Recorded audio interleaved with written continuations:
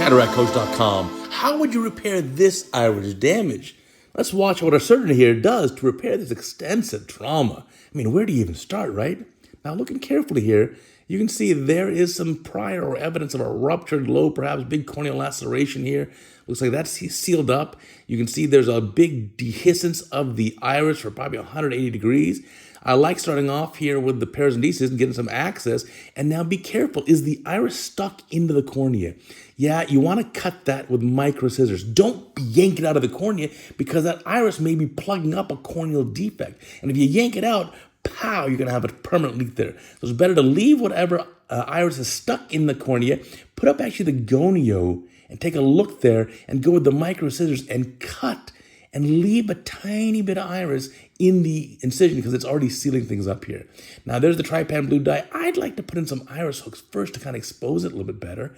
But certainly creating a capsulotomy here. And be careful, don't just fully fill the AC with the trypan because what's going to happen, right? It's going to go through the zynomer gaps here, may end up with a vitreous cavity.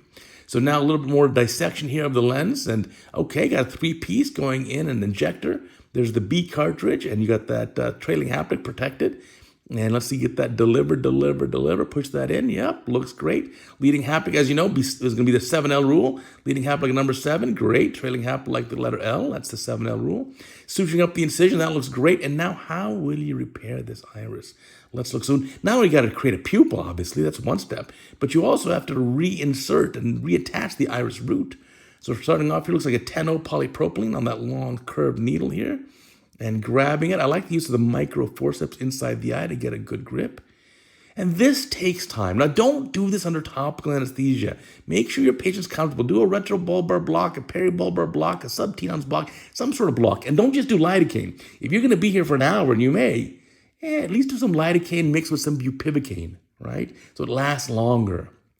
And now, grabbing that, pulling it through. Ooh, careful with that iris. Good. You're going to do probably a fourth row, or seeps are not here. So 1, 2, 3, 4 throws. Yep. And grab that, and you can now, the seeps are not technique. It allows you to pull that knot back inside the eye. Look at that. So first step, yeah, I like this idea of recreating the pupil. So once you've got the, whoa, careful with that iris. Once you got the pupil recreated here, now it's time to reinsert the iris root. And again, this is lots of techniques we've featured on CataractCoach before, including the fancy sewing machine technique. That one's a neat one where you thread the actual suture material into the hollow bore of a 27 or 30 gauge needle, and you can actually sew in and out with it. If you don't know what I'm talking about, you better go to CataractCoach.com and look it up yourself. Now, here we go. Cutting a little bit of a aperture here to expose the sclera, a little bit of cautery, and yeah, you're going to have to make some sort of groove here and pass some suture material. And let's see what we can do. So get that knot, that cautery done. Here you go. Now you've got that same 10O polypropylene. And I like this idea of guiding it out with a hollow bore needle. And you get the very edge of the iris there. This is beautifully done. Very nice. And push this through.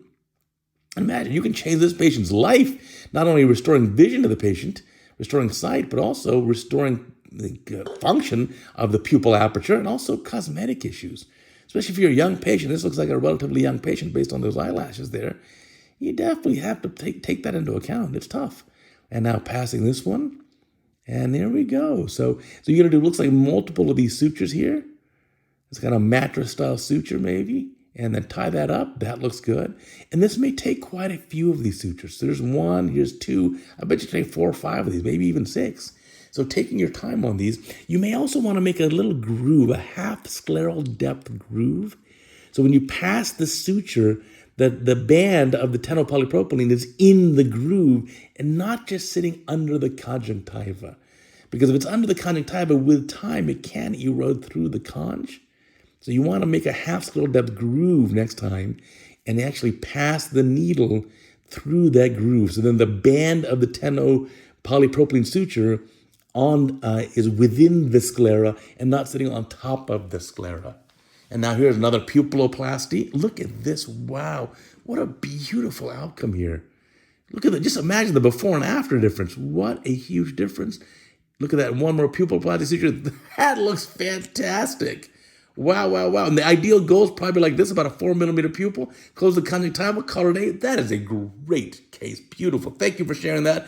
I really enjoyed watching that.